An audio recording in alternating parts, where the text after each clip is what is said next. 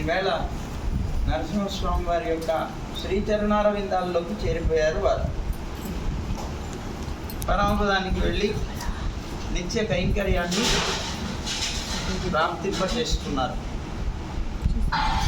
వారి యొక్క ఈ పరమపదోత్సవం ఇప్పుడు మనంతా ఇక్కడ సేవాకాలం జరుపుకోవడం, ఆ తర్వాత రియల్ పోస్ట్ జరుపుకోవడం ఇవన్నీ చేశాం.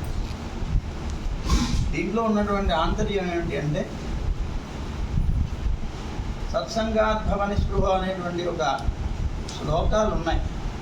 మన పెద్దలు అర్చిరాది మార్గాన్ని గురించి తెలియజేశారు. ఒక మంచి సత్సంగంతో జ్ఞానం కలిగి ఆ సత్సంగం ద్వారా తెలుసుకొని ఒక ఆచార్యుడిని ఆశ్రయించాలి, పరమాత్మను పొందాలి అంటే అని, తర్వాత పరమాత్మని ఆచార్యుల్ని ఆశ్రయించి ఆచార్య శరణాగతి అయిన తర్వాత ఆచార్యుల యొక్క అనుగ్రహం చేత పరమాత్మని ఆశ్రయించి జీవనం సాగించడం.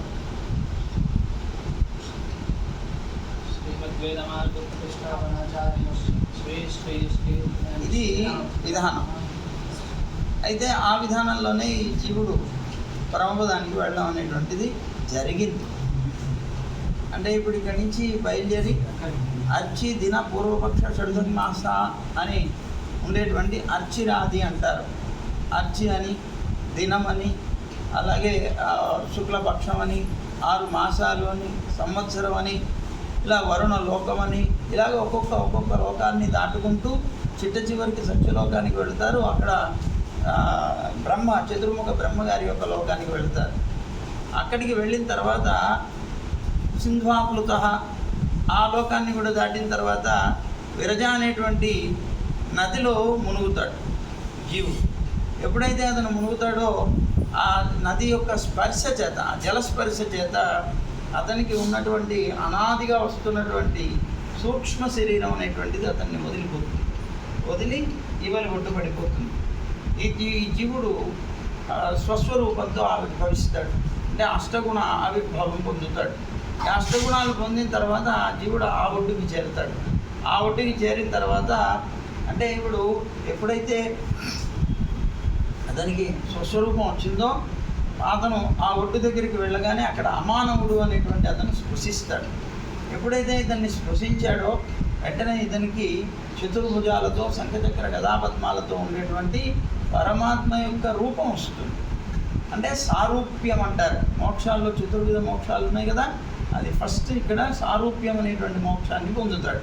అంటే ఈ ప్రకృతికి ప్రాకృతికమైనటువంటి ఈ పాంచభౌతికమైనటువంటి శరీరం కానీ, లేకపోతే ఈ ప్రకృతి సంబంధమైనటువంటి సూక్ష్మ శరీరం కానీ వదిలిపోయిన తర్వాత స్వస్వరూపాన్ని పొందినటువంటి ఈ జీవుణ్ణి అమానవుడు స్పృశించిన తర్వాత అతనికి ఓ అద్భుతమైనటువంటి దివ్యమైనటువంటి శరీరం వస్తుంది.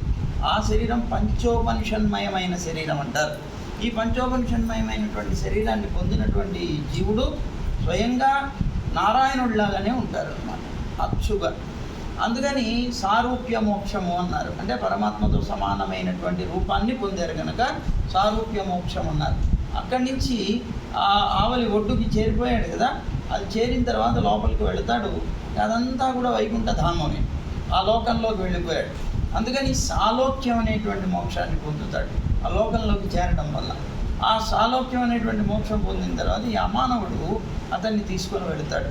ఈ అమానవుడు తీసుకొని వెళ్ళేటప్పుడు మధ్యలో ఒక పెద్ద సరస్సు వస్తుంది, ఒక పెద్ద వృక్షం వస్తుంది. ఇతన్ని ఈ ఉన్నటువంటి జీవుడిని ముక్త పురుషుడు అంటారు. ఇతన్ని ఈ ముక్త పురుషుడిని తీసుకొని వెళ్ళి ఆ సరస్సులో స్నానం చేయిస్తారు. ఆ సరస్సులో అప్పటికే ఒక 500 మంది అప్సరసలు అతని కోసం ఎదురు చూస్తుంటారు స్నానం చేయించడానికి. అతనికి చక్కగా స్నానాలు చేయించేసిన తర్వాత అతను మళ్ళీ ఒడ్డుకి వస్తాడు. అక్కడ ఉండేటువంటి ఒక వృక్షం ఉంటుంది. ఈ సరస్సుకి పేరు ఐరమ్మదీయం. ఐరమ్మదీయం అనేటువంటి సరస్సులో స్నానం చేసిన తర్వాత కరైమరం అంటారు, ఒడ్డున ఉన్నటువంటి చెట్టు. ఆ చెట్టు కిందకి వస్తారు. అక్కడ మళ్ళీ ఒక 500 మంది అప్సరసలు సిద్ధంగా ఉంటారు అతనికి అలంకారాలు చేయడం కోసం. ఎందుకని తను రాజపుత్రుడు మారుపడిపోయి ఎక్కడో మేదర వాళ్ళ కొంపలో పడిపోయి తిరుగుతూ ఉన్నాడు. ఆ మేదరి కంపు లేకపోతే ఆ ఉన్న మురికి ఇవన్నీ కూడా ఉన్నాయి. అక్కడికి వెళ్ళిన తర్వాత రాజపుత్రుడిగా పరమాత్మ దగ్గరికి వెళ్ళాలి. అందుకోసం అతన్ని స్నానం చేయించారు. మురికంతా పోయిన తర్వాత, అంటే పోయిందంటే ఇంతకుముందే పోయింది, కాకపోతే అక్కడికి వెళ్ళేటప్పుడు అలంకారాలతో వెళ్ళాలి. అదిగో ఆ ముక్త పురుషుడికి అలంకారం కూడా చేస్తారు, చేసి తీసుకుని వెళ్తారు ఆ అమానవుడు. అలా తీసుకొని వెళ్ళిన తర్వాత సరిగ్గా ఈ ముక్త పురుషుడు వస్తున్నాడు, పెరుమాళ్ళ యొక్క గోష్ఠిలో ఇంకొక వ్యక్తి వస్తున్నాడు అని అక్కడ ఉన్నటువంటి నిత్యులు ముక్తులు అందరూ కూడా పరమానంద భరితులు అవుతారట. పరమానంద భరితులయ్యి మా గోష్ఠిలోకి పెరుమాళ్ళకి మంగళాశాసనం చేసేటువంటి వారు ఇంకొకరు పెరుగుతున్నారని ఆనందంతో వారంతా ఎదురొస్తారట. ఎదురొచ్చి పెరుమాళ్ళ యొక్క శ్రీ చరణారవిందాలనే పాదుకలు, శ్రీ షఠారిని ఇవన్నీ, వారి యొక్క శ్రీచందనం, వారి యొక్క నిర్మాల్య మాల ఇవన్నీ కూడా తీసుకొని వస్తారట, ఎదురొస్తారు. వచ్చిన తర్వాత వీరు కనుక పరమాత్మతో పాటుగా ఆళ్వార్ ఆచార్యులకు కూడా ఉన్నటువంటి పరివారానికి కూడా ఆరాధన చేసిన వారు కనుక అయినట్లయితే వారికి పరిచయమైనటువంటి వ్యక్తిలాగానే తీసుకుంటారు. ప్రతి వారిని అలాగే తీసుకుంటారు, కానీ వీరికి ఇంకా పరిచయం కదా, ప్రతిరోజు ఆరాధన సమర్పించేవారు. వారిని అలాగా ఎదురెరిగి వారిని స్వీకరించి వారికి మాల, చందనం ఇవన్నీ కూడా ఇచ్చి, తర్వాత పెరుమాళ్ళ యొక్క ఆ తిరువడిగళ్ళని వారి శిరస్సున ఉంచిన తర్వాత అక్కడి నుంచి ఆ ఉండేటువంటి మణిమంటపాలు అంటారు. ఆ మణిమంటపాలన్నింటినీ కూడాను ఆ మహామండపం పెరుమాళ్ళు ఉండేది. ఆ మహామండపానికి చుట్టూతా మణిమంటపాలన్నీ సేవించుకుంటూ అలాగా ప్రదక్షిణగా తీసుకొని వస్తారు. అలా తీసుకొని వచ్చిన తర్వాత మహామంటపంలోకి ప్రవేశించేస్తారు.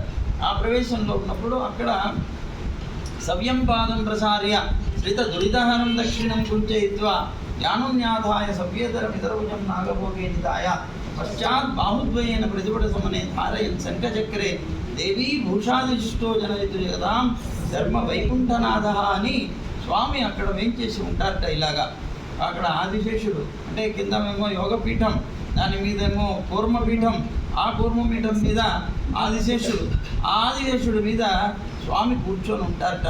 ఆ కూర్చున్నప్పుడు కూడా ఎలా కూర్చుంటారు అంటే సవ్యం పాదం ప్రసార్య, అంటే ఎడమ చేతిని ఇలాగా ఎడమ పాదాన్ని ఇలా జాపి ఉంటారట.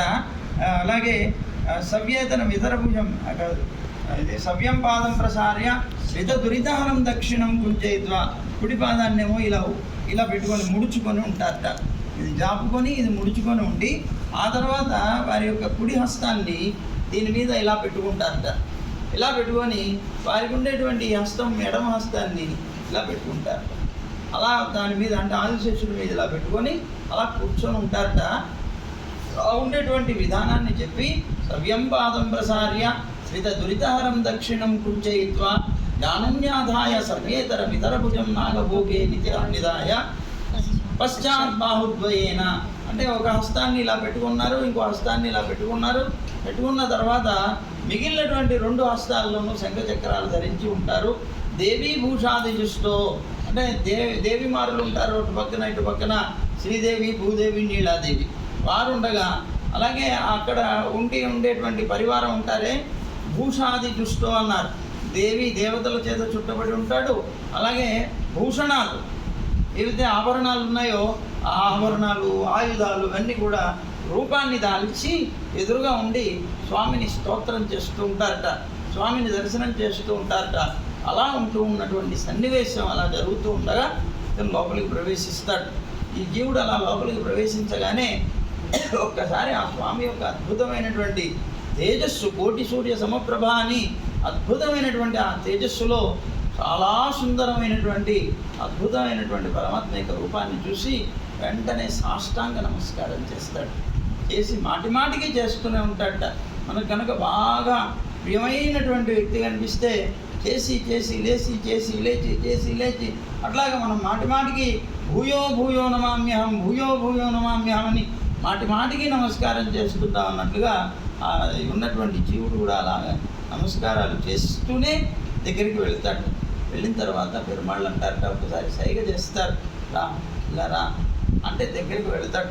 వెళ్ళినప్పుడు వారి యొక్క హస్తం ఇలా పెట్టుకొని ఉన్నారు కదా, ఈ ఉన్నటువంటి పాదిని ఇట్లా చాపినటువంటి దీని నుంచి మురా ఇగో నీ యొక్క పాదాన్ని, నీ ఎడమ పాదాన్ని దీని మీద పెట్టి ఉన్నారు, కుడి పాదాన్ని పెట్టించి ఆ తర్వాత ఆయన చేయి పట్టుకొని ఇలా పైకి లాగి ఆయన తొడ మీద కూర్చోబెట్టుకుంటారు. కుడి తొడ మీద కూర్చోబెట్టుకుంటారు. కుడి తొడ మీద సంతానానికి స్థానం, కుడి తొడ యజమానికి, ఎడమ తొడ భార్య స్థానంట.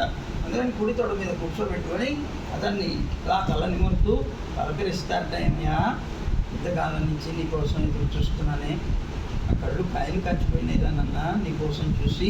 నువ్వు ఎంతకాలం అయిపోయిందో నన్ను విడిచి వెళ్ళిపోయావు, నన్ను విడిచి ఎక్కడెక్కడ తిరిగావో, ఎన్ని జన్మల్లో తిరిగావో, ఏమైపోయావో, నన్ను కనీసం గుర్తుపట్టావో లేదో, ఎలా ఉన్నావో అని నేను ఎంతో బెంగపడిపోతున్నాను. ఇవాళకి నేను గుర్తొచ్చి నువ్వు నా దగ్గరికి వచ్చావు, నాకు చాలా సంతోషంగా ఉంది నాన్న అని పలకరిస్తారట. అలా పలకరించి తల నిమిరి నువ్వు ఇంకెప్పుడు ఇక్కడి నుంచి వెళ్ళకు అని స్వామి ఆజ్ఞ ఇస్తారట. అంటే ఇక్కడి నుంచి ఇంకా నువ్వు వెళ్ళొద్దు అంటం చేత అతను నిత్యుడైపోయాడు. అక్కడ ముక్తుడు నిత్యంగా ఉండిపోయేటువంటి అవకాశం కలిగింది. అంటే ఇంకా అక్కడి నుంచి మళ్ళీ జన్మించడం అనేటువంటిది అతనికి లేదు. నచ పునరావర్తతే, మళ్ళీ పునరావృత్తి అనేటువంటిది లేదనమాట. అలాగా పరమపదంలో ఉండిపోతాడు. ఆ ఉండిపోయినటువంటి ఆ జీవుడు ఎలా ఏం చేస్తాడు అక్కడ అని అంటే, నువ్వు నాతో సమానంగా, నాకు సంతానాన్ని, యథార్థమైనటువంటి స్థానం నీకు ఇదే, నీ ఇల్లే ఇది కనుక నువ్వు నాతో పాటుగా కలిసి నేను అనుభవించేటువంటి భోగాలన్నీ కూడా నువ్వు వాటి నుంచి నువ్వు కూడా పరిపూర్ణంగా అనుభవించు అని ఆయన ఆజ్ఞాపించి పంపిస్తారు. అలాగా ఆయన అక్కడ చేరిపోతాడు. స్వస్వరూపావిర్భావం అయిపోగానే సత్య సంకల్పుడు అయిపోతాడు కనుక అతని యొక్క సంకల్పంతో అనేక రూపాలు ఎత్తి పరమాత్మకు అనేక రకాలుగా కైంకర్యం సమర్పిస్తూ ఉంటారట పరమపదంలో. ఇలా ఉండేటువంటి రీతిలో అలా నిత్య కైంకర్యానికి ఈవేళ మన విద్యాసాగరాచార్య స్వామి వెళ్ళారు. వాళ్ళ సుపుత్రులైనటువంటి ఇద్దరు, మన మణి అయ్యంగార్ స్వామి, అలాగే మణి అయ్యంగార్ స్వామి, ఇద్దరు కూడాను చక్కగా వారికి దారి చూపించారు. మరి పని మీద మణి ఉంటుంది, ఆ పని మీద పని అంటే పడగ మీద మణి ఉంటుంది, ఆ మణి కదా దారి చూపించింది, అది చక్కగా దారి చూపించారు. అంటే దారి చూపించడం అంటే వారిద్దరూ కలిసి చక్కగా పరమపదోత్సవాన్ని జరిపించి వారి యొక్క బాధ్యతను నిర్వర్తించుకున్నారు. యథార్థంగా సంతానం కలగడం దేనికి అని అంటే, సంతానం అనేటువంటిది ఏదో వారి ఆస్తులు పంచుకోవడానికి కాదు. సంతానం అనేటువంటిది కనాలి అని తల్లిదండ్రులు అపేక్షించేది కారణం ఏమిటి అంటే, మా చివరి సంస్కారాలన్నీ సక్రమంగా జరపాలి. అది జరపడం కోసమే సంతానం కావాలి. సంతానం లేకపోతే ఎందుకు? కోటి ఇది అప్రధానం ఏమిటి అంటే, వాళ్ళు సంపాదించిన దానికి వారసుడు కావాలి. ఆ వారసుడు ఎందుకు అంటే, ఆ తర్వాత వాళ్ళకి పరమపదానికి వెళ్ళే వాళ్ళకైతే అవసరం లేకపోయినా పెట్టాలి, వాళ్ళ బాధ్యత కనుక. కానీ పరమపదానికి వెళ్ళే వాళ్ళకి అది అవసరం లేదు. అయినప్పటికీ సంతానం అనేటువంటిది వారి యొక్క బాధ్యతను నిర్వర్తించడానికి అది కావాలి. ఆ సంతానాన్ని కనేది దానికోసం కనుక తప్పనిసరిగా వాళ్ళ యొక్క కర్తవ్య నిర్వహణలో ఎటువంటి పరిస్థితుల్లో వెనకడుగు వేయకుండా చాలా చక్కగా నిర్వహించుకుని వచ్చారు. ఎన్ని రోజులు కూడాను వారి తండ్రి గారు ఉన్నప్పుడు ఎంత బాగా సేవ చేశారో, బాగా వారి యొక్క హాస్పిటల్లో ఉన్నప్పుడు కానీ, ఇంటి దగ్గర ఉన్నప్పుడు కానీ వారి దగ్గర చేరుస్తున్న సందర్భంలో మాకు మనసులో చటుక్కున అనిపించింది, ఎంత విచిత్రం ఇది, వారు ఎక్కడ పుట్టారు, వారికి ఆలయం కూడా తెలిసి ఉండదు, కానీ ఈ పెరుమాళ్ళ యొక్క పాదార విందాలలో వారు చేరవలసింది, ఎంత ఆశ్చర్యం అని అనిపించింది. అలాగా చిత్రం పెరుమాళ్ళ సంకల్పం ఉంది.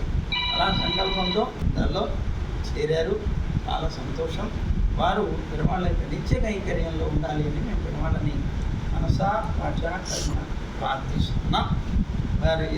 వారి యొక్క ధరింపు వీరందరి యొక్క ఉద్ధరింపుకి కారణం అవుతుంది. అలాంటి చక్కనైనటువంటి రీతిలో సంస్కారవంతమైన